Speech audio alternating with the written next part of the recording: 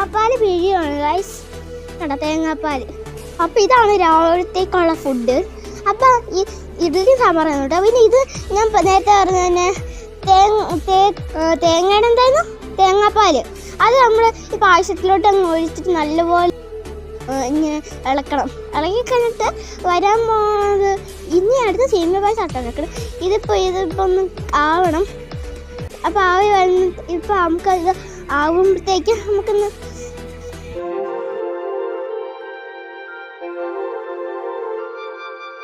സേമിയ പായസം അല്ലിട്ട് അങ്ങനെ പായസം ആയിട്ടുണ്ട്. ഇനി ഇത് ഇളക്കാനേ ഉള്ളൂ പണി. ഇളക്കിൻ്റെ ചൂടല്ല ഒന്ന് അരച്ചിട്ടാണെങ്കിൽ നമുക്ക് ഇത് പിന്നെ തിന്നാറാവും. പക്ഷെ ഇത് കുറേ ഉണ്ട് കേട്ടോ. ഇത് എങ്ങനെ തീർക്കുമെന്നാണ് ഞാൻ വിചാരിക്കണം.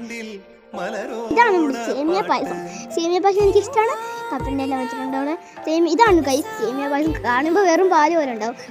ഈ പായസമാണ് എനിക്കിഷ്ടം എന്ന് പറയുന്നത്. ഇതെനിക്കിഷ്ടമാണ് ഗൈസ്. ഇത് ചൂടാറാൻ വേണ്ടി വെച്ചേക്കാണ്. ഈ പായസം ചൂടാറാൻ വെച്ചേക്കണതാണ്. ചൂടെല്ലാം ആക്കിക്കഴിഞ്ഞിട്ടാണ് ഞാൻ കുടിക്കുന്നത്. ഞാൻ ഇപ്പോൾ തന്നെ ഇതുണ്ട്. എനിക്ക് ഈ പായസം ഇഷ്ടമില്ലെന്ന് ഇതാണ് നമ്മൾ ഇട്ട അത്തപ്പൂക്കൾ. പിന്നെ ഇതാണ് ഞാൻ കുടിച്ചത് പായസം, സേമിയ പായസം. അത് ഞാൻ പറഞ്ഞത് ഇഷ്ടമായിരുന്നു. അത് ഞാൻ ഇപ്പം തന്നെ എടുത്തത് കുടിച്ചാൽ എന്തണ്ടേ കേട്ടോ.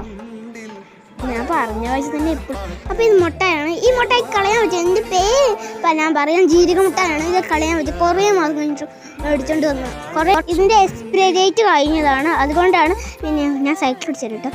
എക്സ്പയറി ഡേറ്റ് കഴിഞ്ഞുകൊണ്ടാണ് ഞങ്ങളിത് എടുക്കണം. അപ്പോൾ ഓണത്തിൻ്റെ മിഠായി വർക്കിന് പയറൊക്കെയാണ് ഇടേണ്ടത്. പിന്നെ ഇത് എക്സ്പയറി ഡേറ്റ് കഴിഞ്ഞ മിഠായാണ്. അതുകൊണ്ടാണ് ഞങ്ങൾ ഇവിടെ ഇടുന്നത്.